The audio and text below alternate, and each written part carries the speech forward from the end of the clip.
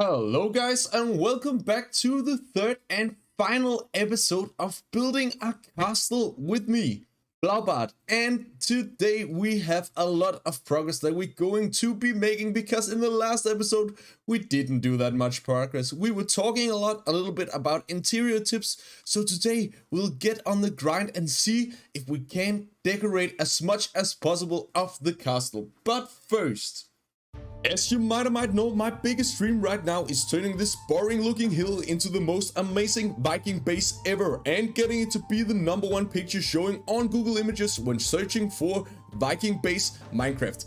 Cuillin is currently claiming that top spot, so if you want to help me reach my goal and dethrone one of the biggest Minecraft YouTubers out there, smash that like and subscribe button to become a part of the army of Blaubart who's gonna take over Google. Now, back to the video.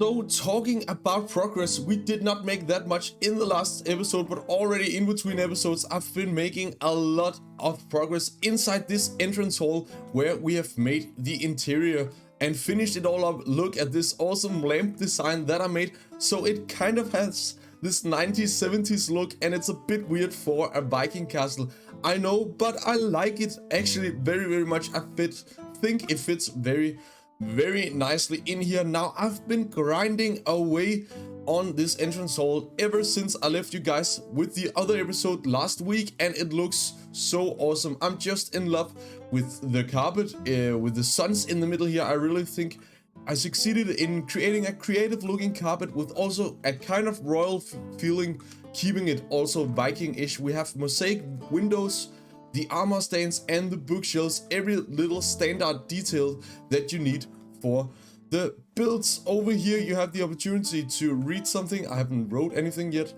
We have a little desk where you can sit and do whatever. Now these areas I have not decorated fully yet, but that is because I do not know how I want it to look in the long run. Going upstairs, we have some plants, and in the long run, I would like to have some wither skeleton skulls standing right here instead of the lanterns. It's going to create like this bust looking, and it's really going to be awesome. Over here, we have a little art collection, and I have named the paintings, and these are the fun little details that just makes interior worth every bit of the work. Also, this lamp design, I don't know why I haven't used it before. I think it looks awesome. So just a little tip. Over here, this is the matriarch of the Blaubart family tree and a woman that's holding her.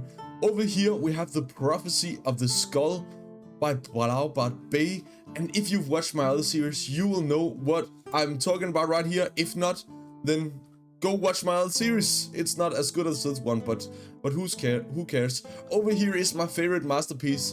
It's the Great Battle of Blaubart and the Bone Gang. So this is me trying to hold back the massive PvP skills of both Krongers and Nelly. But as you can see, by now we are in a stalemate. Maybe I'll succeed, maybe I'll survive. We also have some small little fun pictures, paintings on the wall here. The angel and the guy with the fire. I don't know what that is, but I love it. Now you might think, what the heck, Blaubart?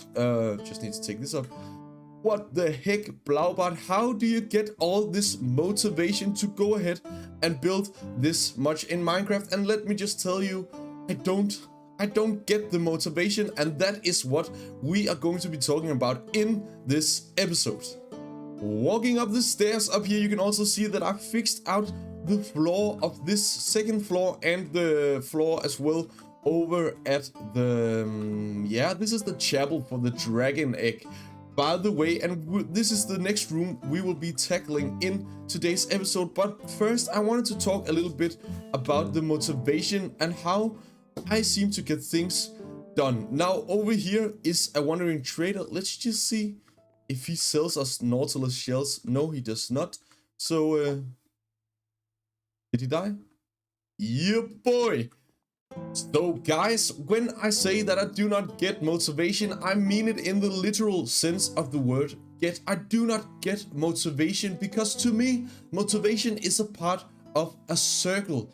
Now often it's always talked about that you get inspired and then you get motivated and then you go and do some action. So inspiration, motivation, action. But for me, it's more a circle than it is linear. So I believe that you can jump in to any of those three, and then the other two will come and join you. So for example, when I need to go ahead and build this awesome big castle, I do not necessarily feel really inspired, and I do not certainly not feel motivated to go ahead and use 9 hours on one day to go ahead and build it in one sitting. And especially in the design process, I'm always being a bit I have a big butt. Let me just say that I have a big butt and I like to sit on it, and I don't like to use it and go up and do anything. But what I then will do is that I'll just start taking action. I'll just start building whatever, and that is my number one advice for all of you guys, all of you fellow Minecraft players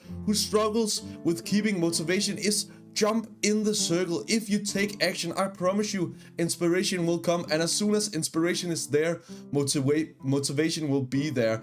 It also works for inspiration. So if you see something and you get inspired, just go ahead and use that. I often say that to me motivation is like the last step even. So I will either get inspired and then I'll take action, or I'll just go directly in and do something about it, take action. But the motivation will always be the last part to take place when I'm building big builds in Minecraft. However, when I then see the results of all that I'm building, my motivation will skyrocket all the way through the roof, and I cannot explain to you how motivated I feel right now about the build of Badheim. I'm absolutely in love with this, and this is going to be the most awesome base ever. Even then, I need to go ahead and set myself up for success. I talked a little bit about that in the first episode, I think. So I need to make things easy for myself. I need to take the necessary steps for me to not lose motivation, for me to do the actions that are just, so it's not one big grind all the time, but try to give some thought, try to give a little bit of things that just helps me get through this a bit easier. And for that, I have a couple of very hands-on advice for you. Some of them will be repetitive from episode 1, and I'll just mention them quickly. You need to plan out your builds. No nasty surprises, no one wants that. For example, when I'm planning out interior, I'll go ahead and use 1 hour in creative, and then go ahead and plan it out. Then I'll use 1 hour in survival, and then I'll build it there. Now that might seem like double work, but what it'll actually save me is like 3 or 4 hours in survival of me testing out things and not being satisfied, then deleting them and building everything until I'm happy with that. The second advice alongside planning everything is to get all the resources that you are needing. Now, for one of the new and very, I cannot express to you, important tips is that you need to keep your inventory sorted. I know it's a cliche by now, it's a drag to hear about, but you'll save so much time. So no matter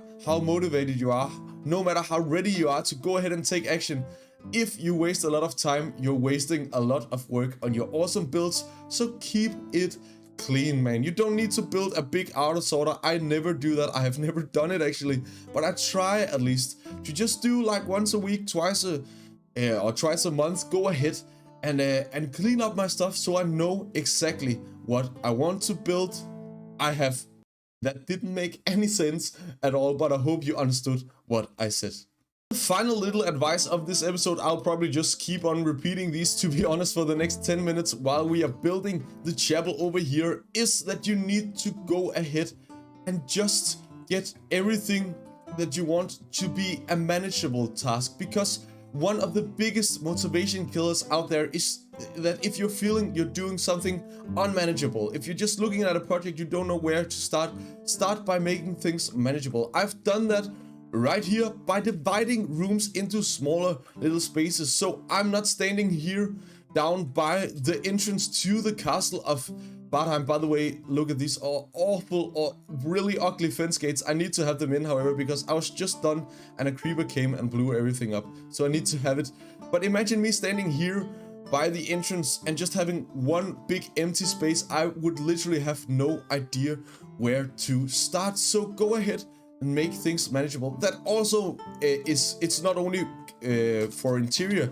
If you're making exterior and if you're building a build, start off by just making things manageable. Start off by marking each little section and then fill them out one by one, because instead of you just keep struggling with the same big project, you are completing a project every 10 or 20 minutes or so, and that for me is always a bit of a good motivation, just to feel like you at least have some kind of success in the grindy game that they call Minecraft. When we are now starting to design the dragon egg chamber, the first thing I'll do is I'll go ahead and get some empty shulker boxes, and then I'll start to create, not the diamonds, just this, I'll start to create everything that I need for every resource that I need to gather for building the chapel. And now I can see I've been making a bit of a mess, and already now it's biting me in the butt, so I need to go ahead and see if I can find my iron somewhere. For the interior design of the chapel that we are building for the dragon egg, we didn't even need the shulker box, because as you can see right here, everything fit into one inventory. Now you can see we have some at least questionable items. We have end crystals among other things, and I am scared to death to go ahead and use them. But for the last part of the video, let's just go ahead and do some interior on camera. That was a lot of talking. It just seems like I really wanted to give you a lot of good advice, things that I have learned through years and years of playing Minecraft, but it just ended up being one 10-minute ramble, which is a bit incohesive and you wouldn't be able to understand anything of what I'm saying, but I hope that you got something out of it at least. Now, as we are building the dragon chapel, I want to talk a little bit about the biggest motivational factor that I am so fortunate to have in Minecraft. The thing is, by the time this video will be out, my channel will be around 6 months old, and that means that I have been sharing videos with you guys for over half a year, and just that sounds completely crazy. I have no idea how all that time went by this fast, but I just wanted to say a big thank you guys for following along. It's just so nice for me to share all of my journeys, all of my Minecraft YouTube stories with you guys. I cannot explain to you, and I'm doing something wrong, but I have no idea why. Let me just check up on that. As I was saying, I wouldn't be able to do any of this without you guys. I'm just so grateful. And when I started out half a year ago, I would have no idea that we already would be at 600 subscribers. By the time of me recording, we are at 608 subscribers, and I just wanted to thank every single one of you guys. You might not be in a situation where you are able to go ahead and create videos or do some content creation and share it with people on YouTube, but one of my final advices for you guys would be to start off by building a little bit up, to go ahead and play with someone. I've been talking so much to Jeffers about this subject because we were both having the same problem every time we found an SMP or someone else to play with.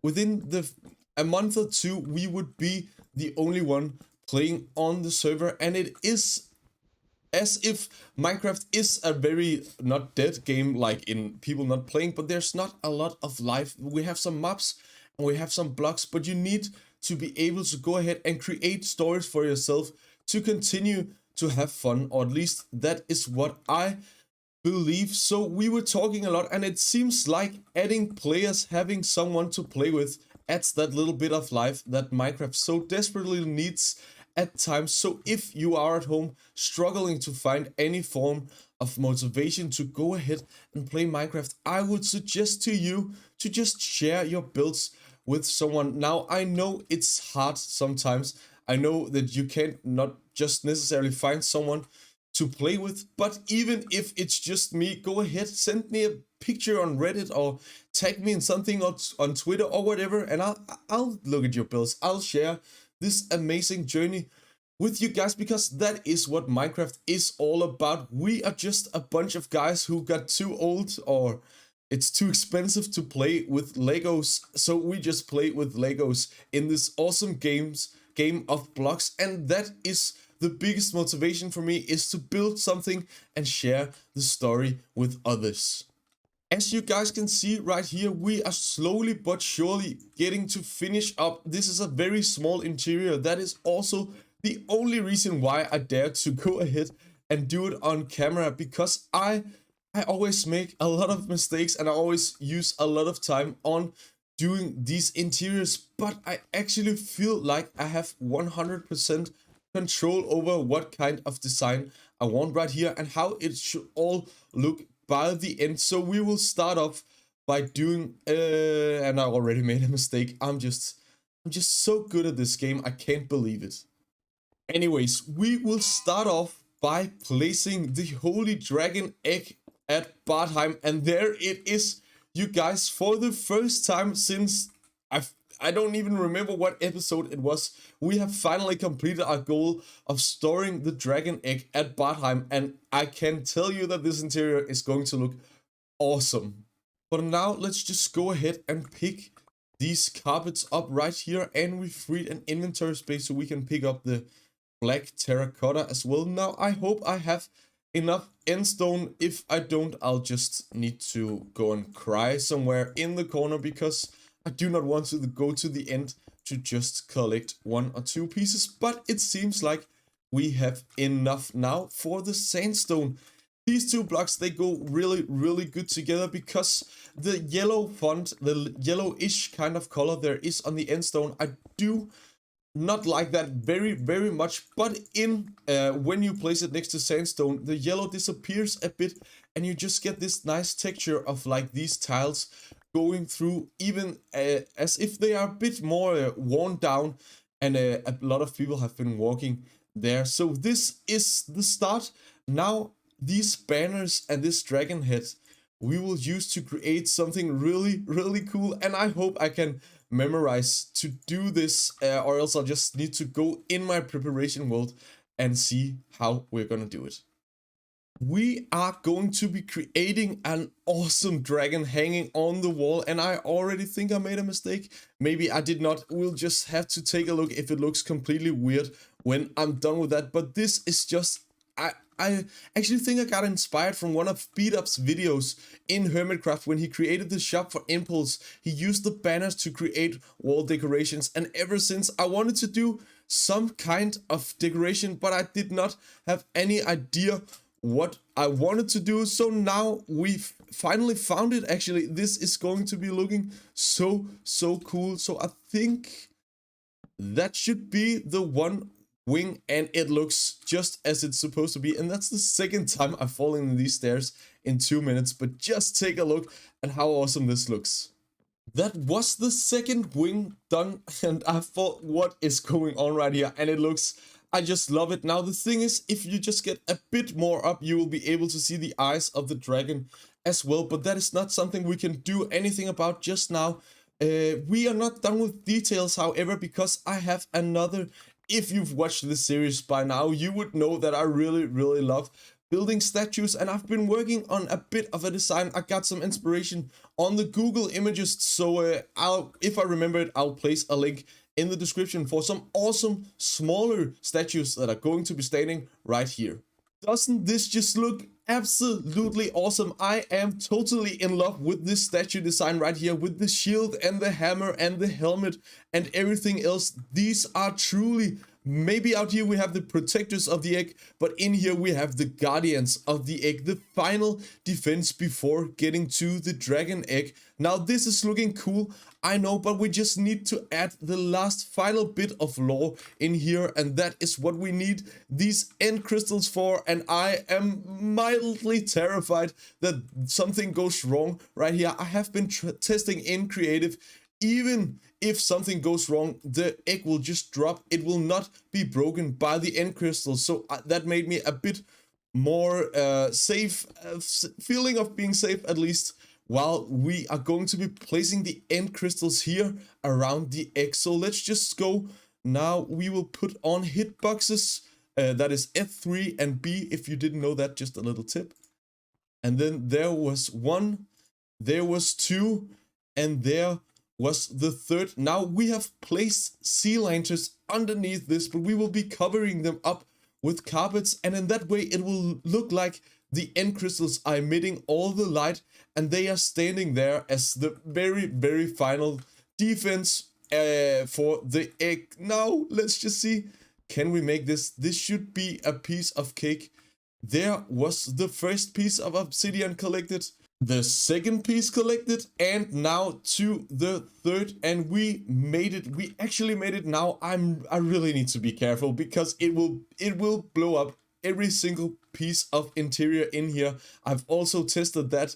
It's also a way of keeping people scared of going and just pressing the egg for no reason at all, but it can result in me losing a part of my base. But what don't you do for the extra little details that you're gonna get in awesome rooms like that? So we will not be making any more rooms today. We finished this room right here and it's looking absolutely perfect, just as I wanted it. I've tried a long time just synchronizing these end crystals, but I found out that they just desynchronize every time you unload and load the chunks. So they are just creating a bit of movement, also talking about the lack of life in Minecraft. But the dragon chapel, the dragon egg chapel right here, and the entrance hall is done, and we've been talking a lot, not only in this episode but also in the 2 parts before this one, in how to build a castle. I hope that you were able to understand it. That's actually just the bare minimum. I also hope that you got something